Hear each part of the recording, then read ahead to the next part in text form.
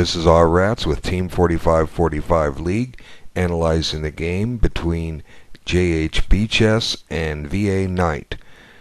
Played in round 2 of the Team 53 League. Let's see what happens. Oh, this is the under 1600 section. Okay, we've got the Dutch defense set up to the English opening. This can often transpose into a normal mainline Dutch. It just depends on White's method of handling it. E4 is a potential gambit, played stunt and gambit style. Black has to be prepared for that, but White wants none of that. Okay. So, still the possibilities of transposition into something mainline exist. E3, I'm not sure how common that is against the Dutch, but and then again with Knight E2, but that's okay. We're just following simple developing moves. The game is basically about even. White just has the advantage of the first move. White's made 3 pawn moves, Black has made 2, so theoretically Black could get developed first here. Get all his pieces out, but let's see. Doesn't really matter. It's still a very, very even game. Okay, now White's chosen to make another pawn move. It's not a bad move at all. It opens up the diagonal for the bishop on A1 to H8. The only question is, how's White going to follow up? It's kind of a slow play system by White. Everything is kind of like right behind the pawn. Every piece. Okay, so theoretically, if the knight goes to C3 and the bishop goes to B2 in this position, every one of White's men is directly behind a pawn. And somebody once told me this was the Botvinnik setup. If you have every piece right behind a pawn, you could almost say the same thing about Black's game, except for his queen knight. It's not behind a pawn. He doesn't have a pawn on c5. Anyway, just thought I'd share that. Now this is a mysterious rook move. Was it Nimzovich said that?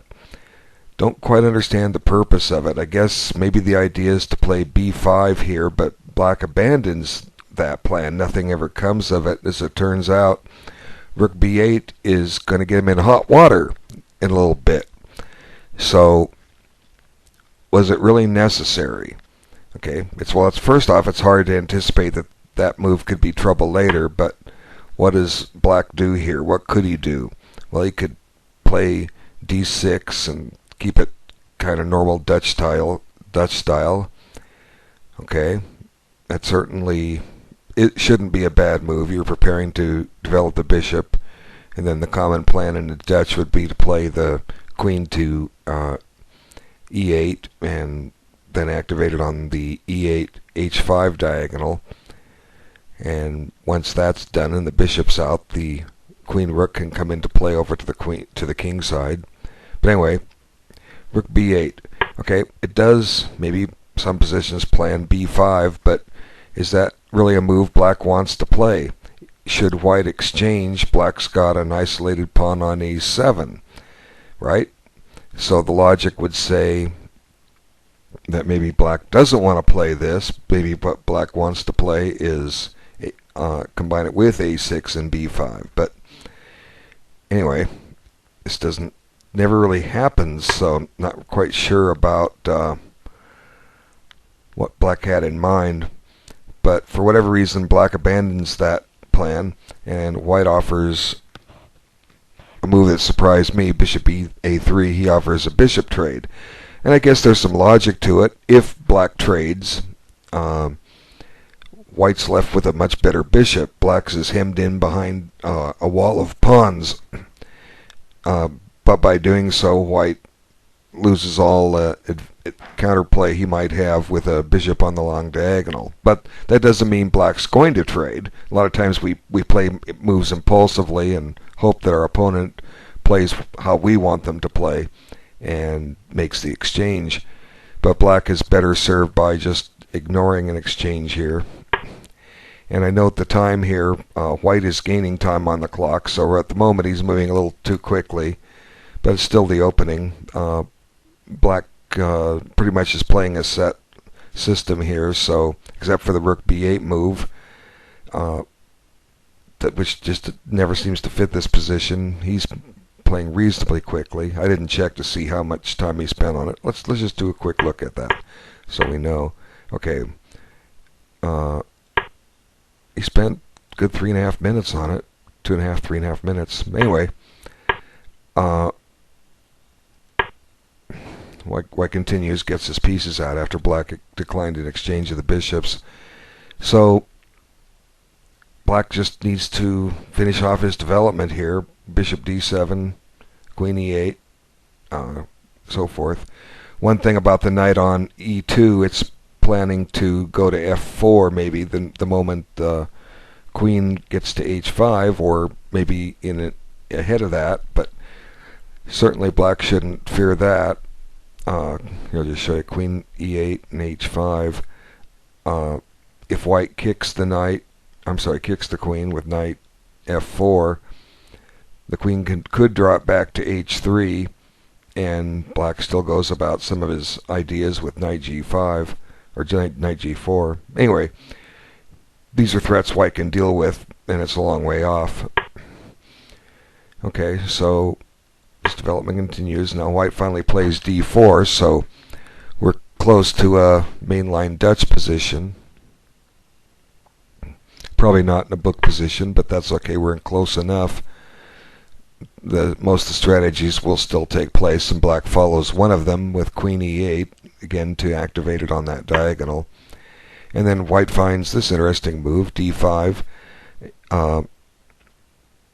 If Black trades, which might not be a bad idea, if Black trades, White gets a nice knight sunk into the position. So here, I'll just show you. Okay. Now the knight is on a powerful square. It's threatening c7. Should Black trade,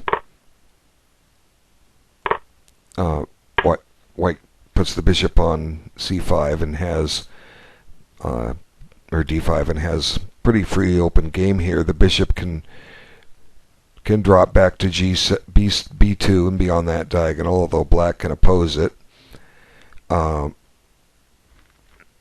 White can play knight f4, and if Black gets his queen off the diagonal, White might have some attacking chances with queen h5, which would threaten knight g6 mate. But that's kind of fantasy. Black's gotten on that diagonal. He's not going to give it up. Black may want to play queen h5 here pretty quick, and then White might not want to play knight f4 because the queens would be exchanged, and why trade queens when you're just barely starting the middle game? Anyway, this position should probably still be about even.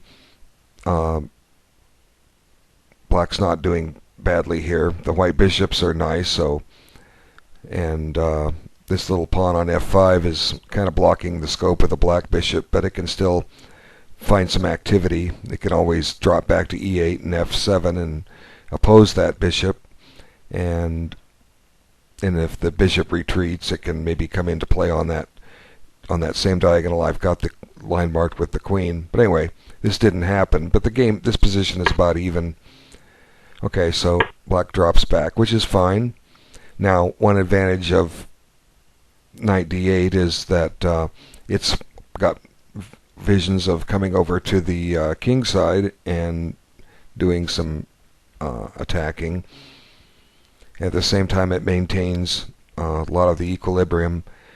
And now maybe there's a purpose of the rook on b8. It could be guarding the pawn on b7, but still seems kind of funny to make a move in the opening to move a rook to just defend a pawn. But the knight's covering it too at the moment in case the diagonal opens up. But anyway. Now, was this a premature move? I don't know.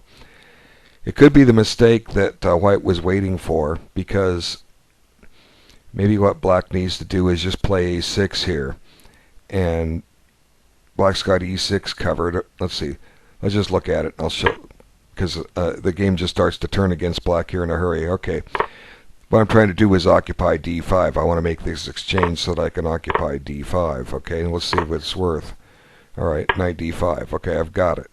Now, in a way, this helps black get rid of his bishop on e6, which might be a problem simply because the pawn on f5 is in the way. So let's just look at some wholesale exchanges. And I really don't think white gets a whole lot out of this. The game is very, very even. So probably what black needed to do was take on d5, because he just runs into trouble here. Let's back up. I mean, e5 seems like a natural aggressive move, but it's preparing to push to e4 if need be. That'll shut in the bishop, get a new square of e5 for a knight, maybe support f4. But what's interesting is white has this move, and this just threatens to win a pawn immediately with knight takes c7. And a lot of times, we can just play c6 in positions like this, and the knight can't take the pawn because it can't get out. But this is one of those positions where it can get out, and it's kind of crazy. Black just overlooked some of the possibilities. So first he liquidated the knight. Now that's okay. The white knight's kind of out of play. This bishop on a3 seems a little bit out of play.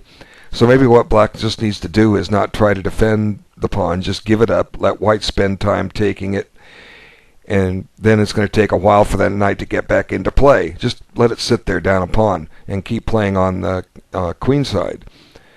So, well, you got to hold on to this guy. Unless